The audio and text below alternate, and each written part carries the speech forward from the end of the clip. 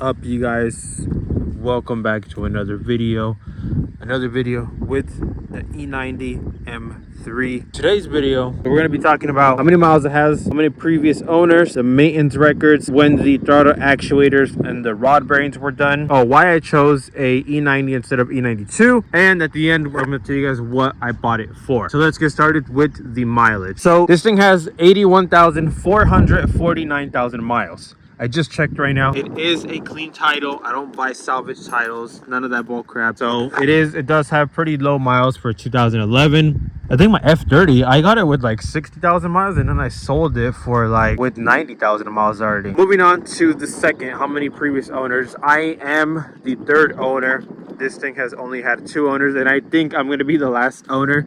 I don't think I'm ever gonna sell this thing. I don't plan on selling it anytime soon. I'm probably gonna keep this car for a very, very, very long time. I freaking love this car. Now moving on to the maintenance records. So the good thing, this kind of goes with the throttle actuators and the rod bearings. So biggest issue with these cars is of course the throttle actuators and the rod bearings. So I do have records. The previous owner just got them done at 70,000 miles or 72,000 miles, I can't remember, and it only has 81,000 miles. 81? Yeah, 81. So I don't have to worry about that for quite some time, depending on how hard I drive it as well. Moving on to why I chose a 4-door E90 instead of a E92, a 2-door. Backtrack a couple years ago. I like how the E92s look. I like how the 2-doors look. Ever since I had, if you guys are real OGs, I had a 350Z.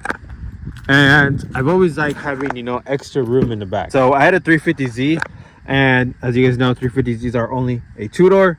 That's it. There's no seats in the back or anything. So that car was so freaking crowded, dude.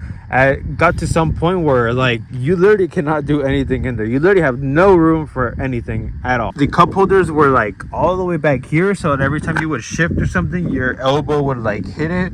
It was, I don't know, the 350 is a really weird car.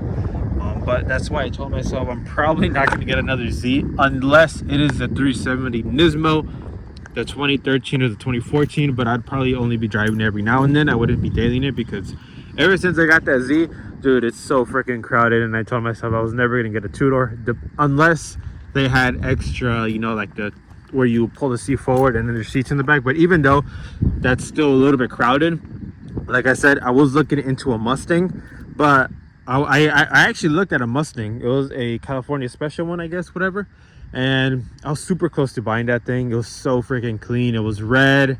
It already had an exhaust. And then what else? It had like 20,000 miles on it. It was like a 2022, I believe. So 20,000 miles, but they wanted 40.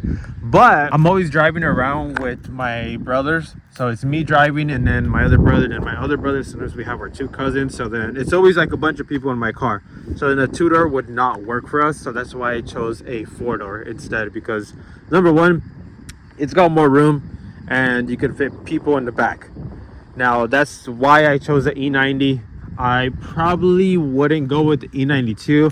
I mean, yeah, you do got room in the back, but then at some point I feel like it'd get annoying having to scoot the seat forward and then back, forward, back. So that's why I like the 4-doors better instead of the 2-doors, because number one, the Z freaking got me scarred because there's literally no room. At some point you get pretty claustrophobic.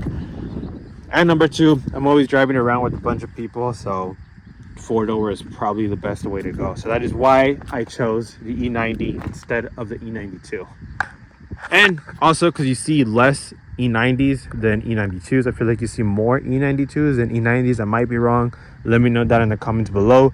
But that's why I chose the E90, because there's more room and you get to fit people in the back. Right now, the moment of truth, how much I paid for this beast.